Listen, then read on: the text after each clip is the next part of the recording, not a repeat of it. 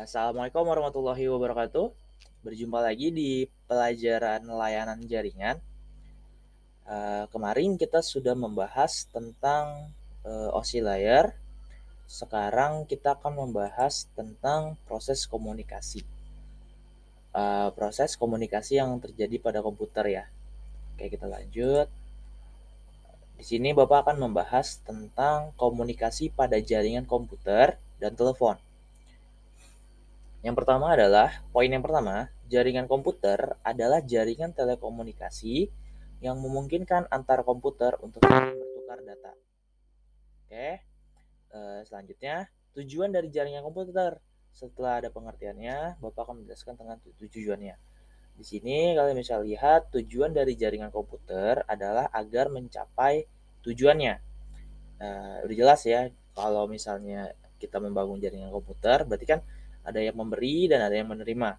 Dan kita pengen semua itu lancar dalam memberi dan menerimanya. Selanjutnya, menggunakan desain dengan sistem client server. Biasanya ya, tapi kalau misalnya di luar sana banyak yang berbeda atau menggunakan sistem yang berbeda. Nah, di sini Bapak mau jelasin di sini yang perlu kalian tahu yaitu adalah sistem client server. Di sini ada sistem client server itu kayak gimana sih gambarnya? Seperti ini.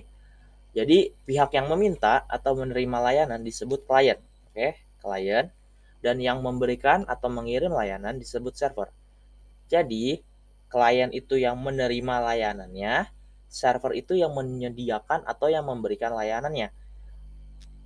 Istilahnya kayak kalau di restoran ya, restonya sebagai server, kita sebagai klien.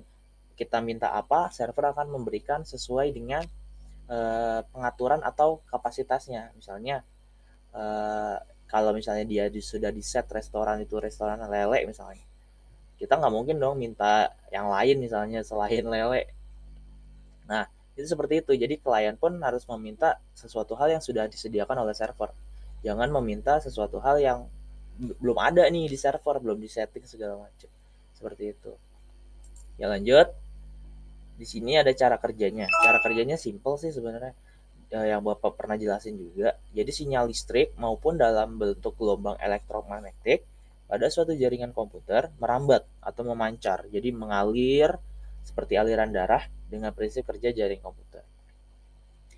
Agar suatu jaringan dapat saling bertukar informasi data, diperlakukan suatu alat yang disebut modem atau yang biasa disingkat kepanjangannya adalah modulator dan demulator yang berfungsi untuk mengubah sinyal analog menjadi sinyal digital maupun sebaliknya. Nah, dalam pertukaran informasi data kita tidak bisa sembarangan, misalnya dari komputer ke komputer atau langsung gitu. Sebenarnya bisa tapi agak tidak aman sebenarnya. Nah, lebih bagus tuh menggunakan modem. Modem itu untuk membantu kita untuk bertukar informasi data. Lanjut. Di sini ada 4 komponen utama pada komunikasi jaringan komputer. Yang pertama ada sender.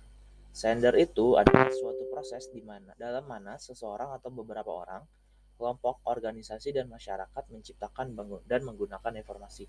Jadi ini manusianya. Oke, kita lanjut. Selanjutnya ada yang disebut dengan protokol. Protokol adalah sebuah aturan atau standar yang mengatur atau mengizinkan terjadinya hubungan, komunikasi, dan perpindahan data antara dua atau lebih titik komputer. Jadi, kita tidak bisa sembarangan untuk melakukan komunikasi data. Kita harus menggunakan protokol yang ada atau membuat protokol agar aturan standarnya pun bisa terpenuhi.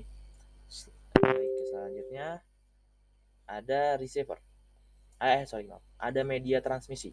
Media transmisi adalah media yang menghubungkan antara pengirim dan penerima informasi data. Karena jarak yang jauh, maka data terlebih dahulu diubah menjadi kode atau isyarat. Dan isyarat inilah yang akan dimanipulasi dengan berbagai macam cara untuk diubah kembali menjadi data. Contohnya kalau misalnya kita bicara dari jarak jauh misalnya, kan tidak terdengar. Biasanya kita menggunakan bahasa isyarat tangan kan. Dan orang yang menerima bahasa isyarat tangan kita akan merespon kepada otak, oh itu artinya ini loh, oh artinya ini loh. Seperti itu contoh di kegiatan sehari-hari. Selanjutnya ada receiver, adalah pihak yang menjadi sasaran pesan yang dikirimkan oleh sumber. Sumbernya siapa? Sumbernya adalah si sender.